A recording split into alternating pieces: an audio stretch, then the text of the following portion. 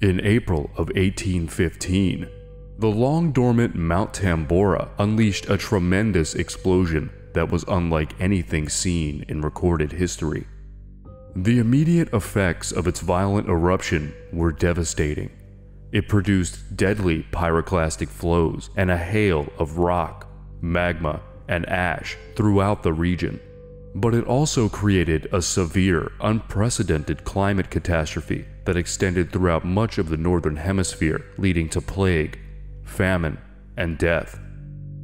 The series of disastrous events began on April 5, 1815, when Mount Tambora suddenly erupted. It did so with such extreme force that it could be felt for nearly 1,000 miles. As the volcano had been dormant for hundreds of years, the British authorities who had control of nearby territories were taken by surprise. Many reports within hundreds of miles surrounding the volcano mistook the eruption for cannon fire. Unaware of the incipient natural disaster, the British leaders thought they were under attack. This initial burst sent volcanic ash rocketing 18 miles into the Earth's atmosphere. The volcano continued to shake throughout the night, with the tremors slowing in frequency over the ensuing days. The day following the eruption, ashes gently snowed down on an area hundreds of miles in diameter, confirming the rumblings were, in fact, a volcanic eruption rather than calls to war. The diminishing of the quakes over the days following April 5th may have lulled people into a sense of security, but time proved it was the proverbial calm before the storm. On April 10, 1815, around 7 p.m., Mount Tambora erupted once more, this time with far greater ferocity. The violent explosion sent superheated ash, gas, and rock flying well over 25 miles into the air. Pumice stones ejected from Mount Tambora, ranging in size between golf ball and softball, hailed down onto the village of Sangar, nearly 20 miles away. To this date, there has not been a volcanic eruption of comparable magnitude to that of the Mount Tambora eruption in 1815. It was 10 times more powerful than the better-known Krakatoa eruption in 1883, and 100 times more powerful than the 1980 eruption of Mount St. Helens. Ranking a 7 on the Volcanic Explosivity Index, the most recent comparable explosion was Mount Samalis, which erupted in 1257. Interestingly, Mount Tambora, Krakatoa, and the former Mount Samalis are all located in modern-day Indonesia. The immediate effects of Mount Tambora's explosion were catastrophic. Witnesses described 3 columns of fire erupting high into the sky, and an immense mushroom cloud rising above it. It's estimated that almost all of the 12,000 inhabitants living nearby Mount Tambora died from the resulting ash falls and pyroclastic flow. As the lava rushed away from Tambora, the toll of devastation continued to grow. Homes, trees, and vegetation in its path were complete losses. As it hit the coastline, marine life was destroyed by the intense heat. The reaction from the 1,000+ degree pyroclastic flow hitting the seawater caused further explosions which sent even more ash and poison gases into the atmosphere. As the giant mass of molten rock spewed into the sea, it generated a moderate-sized tsunami which smashed the shores of nearby islands within the archipelago, killing an additional 4,600 people in the process. As the lava cooled in the ocean, it turned into lightweight pumice stone which floated in fields 3 miles wide. For several hours, explosions were heard, followed by ash and stone raining from the sky. The ash continued to accumulate in a diameter of hundreds of miles. The mushroom cloud above the mountain grew to 300 miles wide and, by the following day, blocked the sun entirely for about 2 whole days. As the horizon cleared, Mount Tambora, the area's most prominent geological feature, underwent an extreme change in appearance. The eruption had caused the mountain to collapse into itself, forming a caldera over 3.5 miles wide and causing it to lose nearly a mile in altitude, dropping in elevation from about 14,000 feet to 9,354 feet. The local area was buried in a yard or more of ash. Homes were collapsed, villages flooded, and lives destroyed.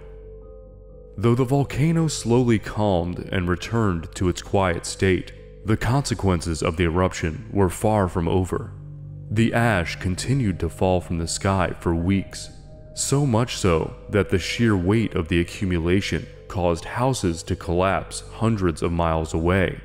In fact, the Mount Tambora eruption released up to 51 cubic miles of volcanic debris into the atmosphere. If all the contents of the eruption were condensed into a single location, it would have been enough to bury New York City's land area in about 900 feet of ash and fragmented rock. In terms of eruption volume, Mount Tambora is in the same class as Mount MAZAMA, which erupted nearly 8,000 years ago and formed what is now known as Crater Lake in Oregon. The falling ash contaminated fresh sources of drinking water and killed crops, causing tens of thousands of locals in neighboring communities to die of starvation and dehydration. Tambora also released about 100 million tons of sulfur aerosols, which is a combination of sulfuric acid and water suspended in the air. The force from the blast allowed this gas and dust to make it all the way into the stratosphere. Over time, the swift currents of wind in this part of the atmosphere, known as the stratospheric jet streams, allowed the nearly invisible cloud of gas to cover the globe. Initially, the effects were observable but seemed innocuous. Around the world, people were amazed by the unusual yellow skies and brilliant sunsets, which were caused by how sunlight interacted with the volcanic haze in the atmosphere. Though seemingly innocent, this beautiful effect was the beginning of a terrible global disaster. The effects became most apparent the following year in 1816. Due to the sulfurous haze coating the Earth and blocking sunlight, global temperatures dropped, with a particularly pronounced effect in the northern hemisphere. Along with it was an overarching change in general weather patterns, effectively eliminating summer in many countries. Notably, the annual monsoon season was disrupted in the Middle East, causing multiple failed crop harvests which led to extensive famine. It's also said to have contributed to an unprecedented cholera pandemic which spread throughout India, China, and Indonesia and killed countless individuals. In China, the summer was cold and wet, a combination which ruined rice paddies and killed livestock. The same was true in the northeastern United States from New England to Virginia, where it truly was a year without a summer. In July, at a time when weather is usually quite warm, they were instead experiencing frost and snow. Rather than enjoying pleasant weather outside, people were gathering by fires to keep warm during 4th of July festivities, and just as their counterparts in Asia and the Middle East, crops in northeastern United States were failing. The same was true for much of Europe, where corn and wheat crops died on a large scale. In Ireland, an 8-week-long period of non-stop rain caused the potato crop to fail. Famine proliferated through an enormous swath of the northern hemisphere. In addition to the famine, an epidemic of typhus spread through Ireland by the end of 1816, killing thousands.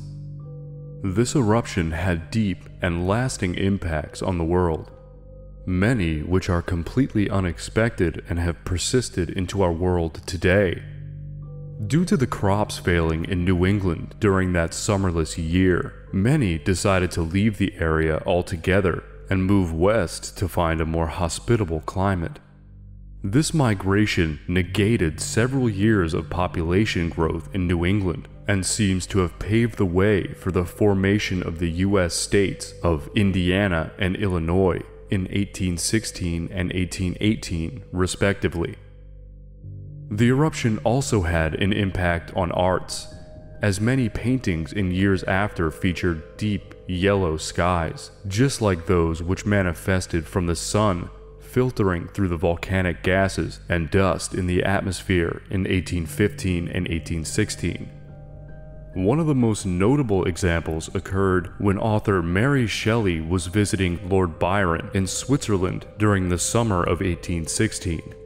As she describes in the foreword of Volume 1 of her book Frankenstein, but it proved a wet, ungenial summer, and incessant rain often confined us for days to the house. Some volumes of ghost stories, translated from German into French, fell into our hands. "We will each write a ghost story," said Lord Byron, and his proposition was acceded to. It was this suggestion by Lord Byron which led to Shelley's penning of that iconic novel. The prevalence of these artifacts that exist today are an interesting remembrance of a horrible disaster that occurred over 2 centuries ago and its extensive global effects. The terrifying truth that hides beneath the fascinating surface of this story is that it is something that could happen again, and likely will. In fact, with an ever-expanding global economy, the world is increasingly dependent on resources originating from around the world. A disaster like this today could have exponentially farther-reaching effects. Thanks for watching. If you enjoyed the video, please like and subscribe to my channel for more content like this. Hit the bell icon to get notifications when I release a new video. If you're interested in supporting Motive Horror, use the link in the description to become a patron of my Patreon. Until next time.